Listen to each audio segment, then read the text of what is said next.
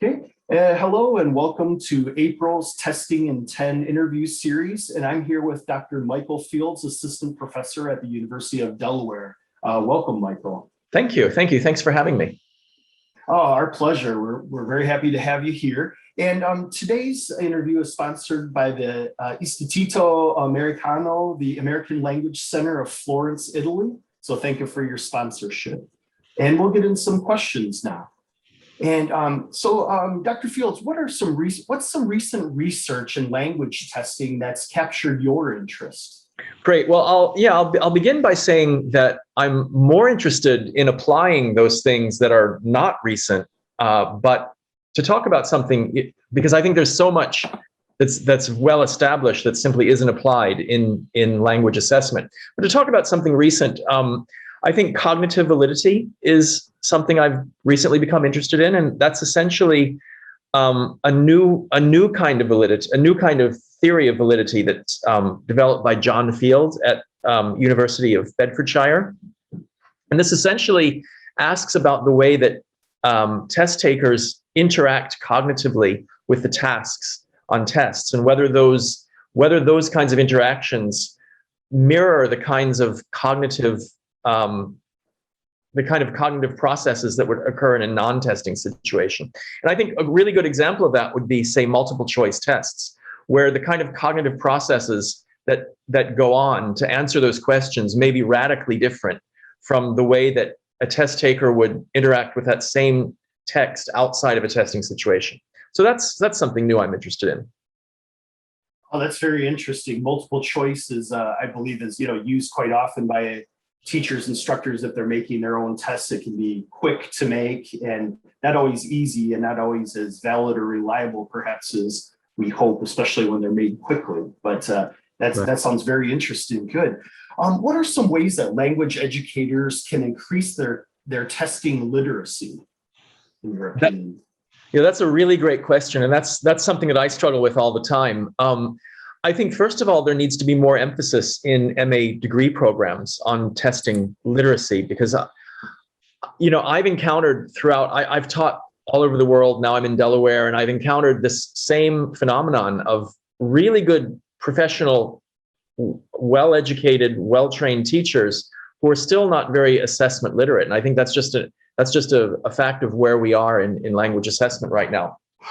So I think more emphasis on assessment literacy in degree programs is one thing. Another thing would be that ESL departments, IEPs, etc., should probably have some kind of testing office where there are specialists, because often there's no specialist whatsoever in a program, or someone who heads a testing committee might be a generalist who's just been put into that position to maybe oversee a sort of general testing processes. But there's often no kind of specialization in assessment in programs. And then finally, I think that just greater commitment to testing, to assessment literacy in IEPs and in ESL programs is probably the way to go. Definitely. I understand. That sounds like, very, very much like the situation I've come across in my experiences, and imagine many of the listeners or viewers also.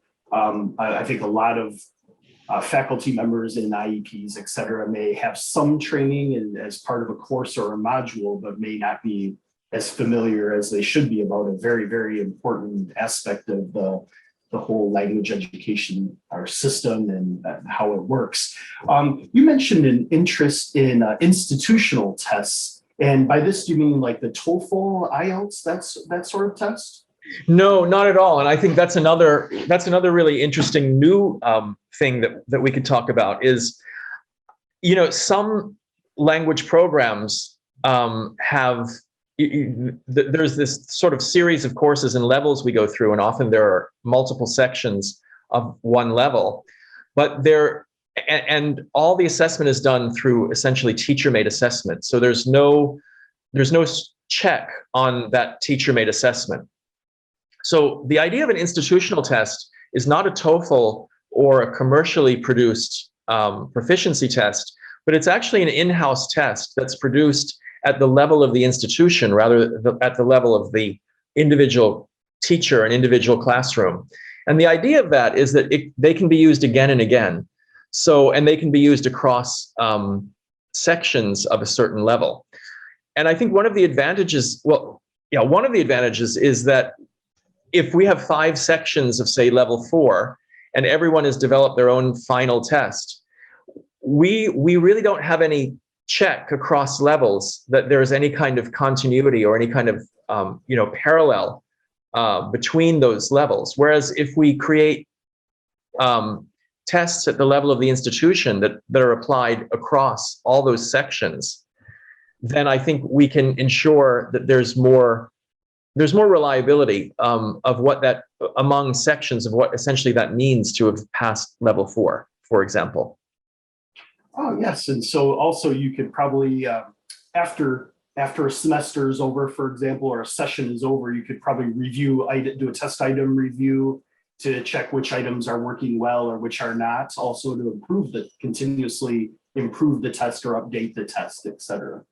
Yeah, and I also think I've actually been recently involved in doing something like that with listening tests at University of Delaware. And I think one of the advantages of these institutional tests, if given the freedom to create these tests, pre-test items, and do a statistical analysis before they're ever used, then a lot of that, of course, we want to continue, as you said, we want to continue, analyzing those items after the test has gone live. But in our case, I did have the ability to create the test together with the level coordinator. So it wasn't just me doing it; it was really a group effort to create a test that everyone was satisfied with. And actually, this is a series of tests, and there are parallel forms of all these tests. So then we had a chance to pre-test them, or to pilot them and send them to the statistics lab, and I did an analysis based on that. So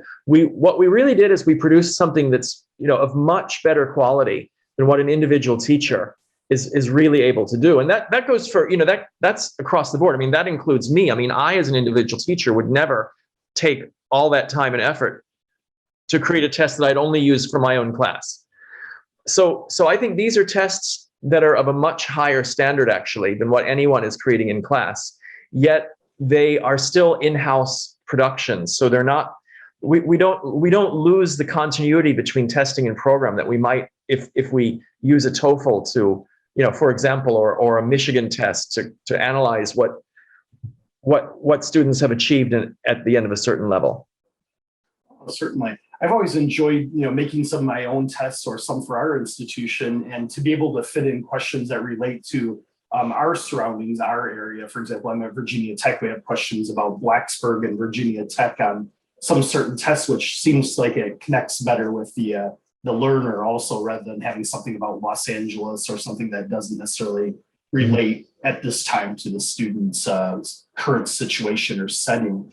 Let me ask you about right now, we talked about the, somewhat of a lack of testing literacy skills with instructors. And what are some ways that educators in the classroom can improve the quality of the tests they create?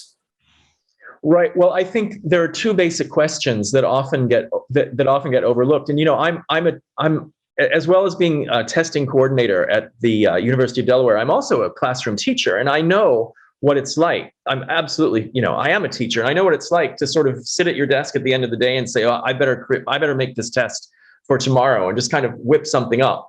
And I think there's nothing wrong with that when we're testing our own students, because when we do in-class testing, we have the great advantage of knowing the students that we're testing. And these tests that we create are just kind of a sort of a check on maybe what we already know, and maybe that lends more objectivity. But I think a lot of teachers aren't starting with the basics, to be honest, and those are 2 very basic questions of asking, what is it I want to test, or what is it that I want to measure? And then how do I measure that? And so essentially what that means is defining the construct and then finding an appropriate way to measure that construct. And I think teachers really need to be more aware of starting out at that basic level. And then, of course, in the construction of both the tasks and the texts and the tasks, or the items, then avoiding those like common pitfalls that we all tend to make. And I actually published an article on that about 2 years ago called I think it was called Common Errors in Test Creation.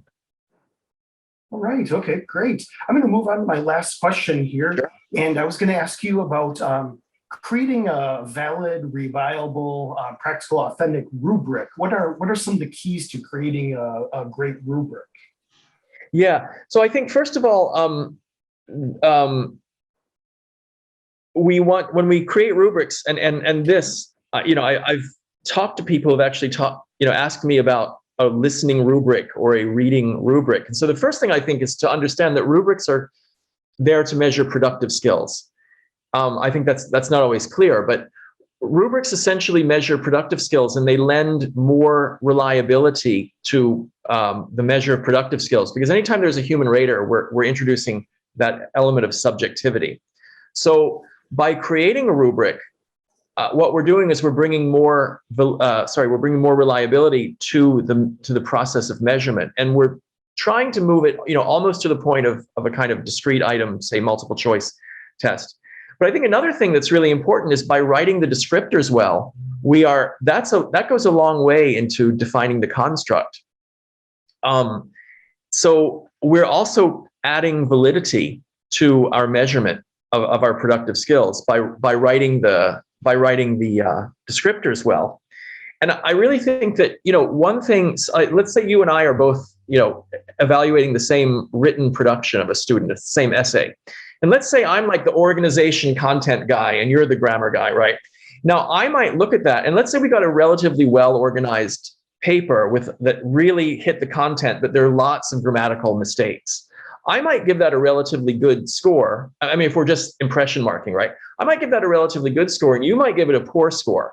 And that's unfair to the student, because what we're trying to do is we're trying to evaluate his production, his written production, his language production. We're not trying to evaluate my perspective or your perspective, right? So when we bring in that kind of subjectivity, so I think one of the things a rubric does is it allows, in this case, both of us to look at the whole picture.